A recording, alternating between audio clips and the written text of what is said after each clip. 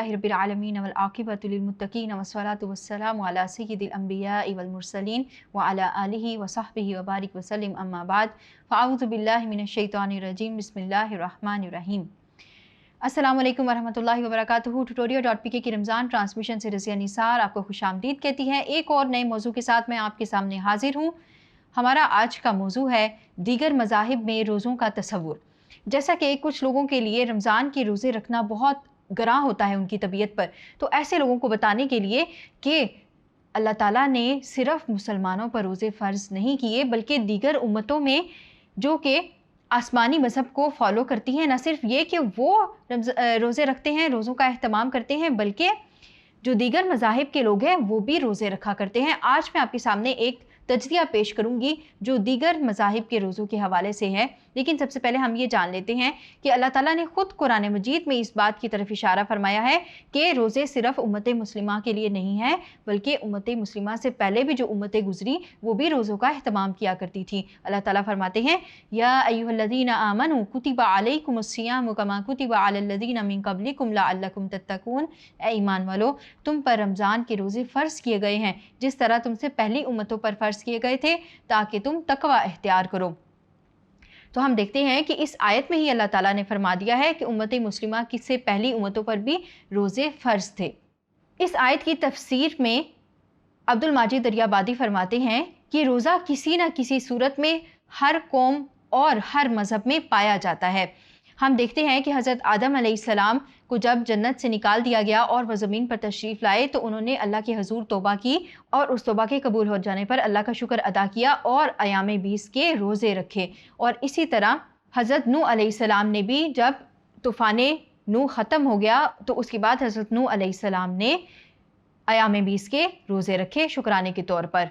फिर हम देखते हैं कि हज़रत सुलेमान अलैहिस्सलाम भी रोज़ों का एहतमाम किया करते थे। हज़रत सुलेमान अलैहिस्सलाम हर महीने के आगाज़ में 3 रोज़े रखते, महीने के दरमियान में 3 रोज़े रखते और इसी तरह महीने का एहतताम भी 3 रोज़ों से किया करते थे। फिर हम देखते हैं कि हज़रत दाऊद अलैहिस्सलाम के बारे में आता है। हज़रत दाऊद अलैहिस्सलाम एक दिन रोज़ा रखते और एक दिन तर्क कर देते थे, यानी एक दिन इफ्तार करते थे।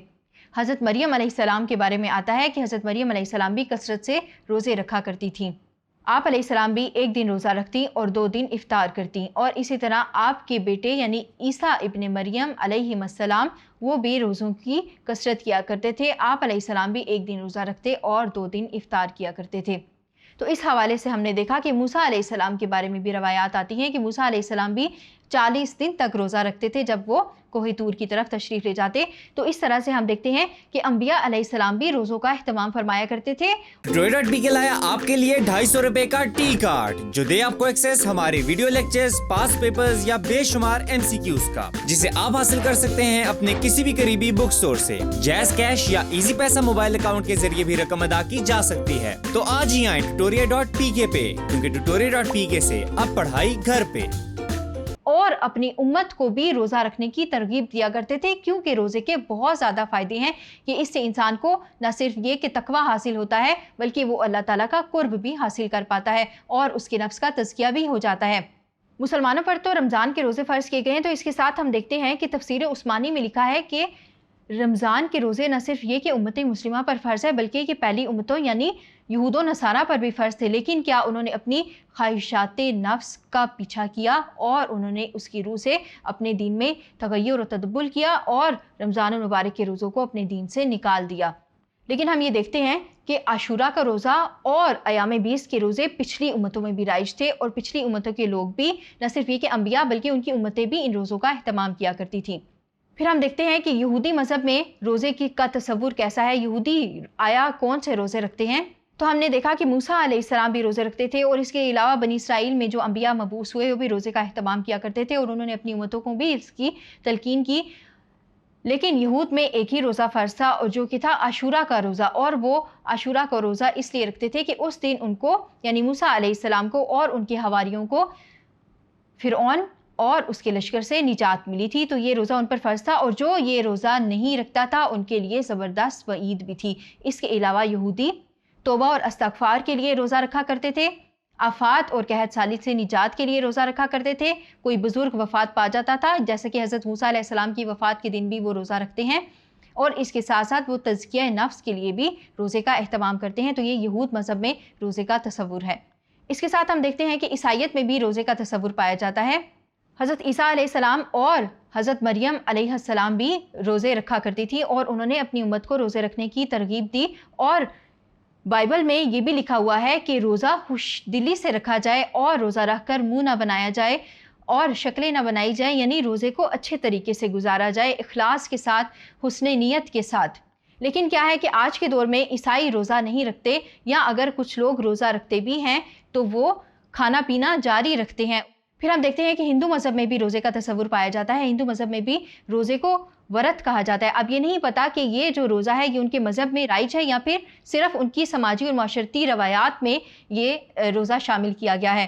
تو ہم دیکھتے ہیں کہ ہندو بھی ہر چاند کی 11 اور 12 کو، اور اس کے علاوہ وہ چاند کے آغاز میں اور اس کے درمیان میں روزہ رکھتے ہیں۔ پھر ان کی کسی بزرگ کی وفات ہو جائے یا کوئی خاندان میں سے کوئی فوت ہو جائے تو اس دن بھی وہ روزہ رکھتے ہیں۔ اور وہاں پر ہم دیکھتے ہیں کہ ہندو مت میں جو جوگی ہوتے ہیں، جو ان کے پیشوا ہوتے ہیں، وہ بھی تپسیا، گیان اور دھیان کے وقت میں روزے رکھتے ہیں۔ اور اس کے علاوہ جو ان کی خواتین ہیں وہ اپنے شوہروں کی درازی عمر کے لیے کڑوا چوتھ کا روزہ بھی رکھتی ہیں۔ تو ہر مذہب میں روزے کا تصور کسی نہ کسی صورت میں موجود ہے۔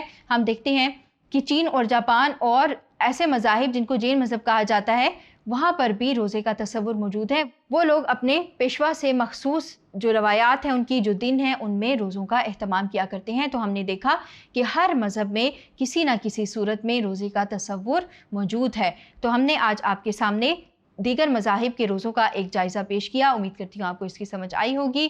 اس کے ساتھ ہی ٹیوٹوریل.pk کی رمضان ٹرانسمیشن سے رضیہ نثار کو اجازت دیجیے۔ السلام علیکم ورحمۃ اللہ۔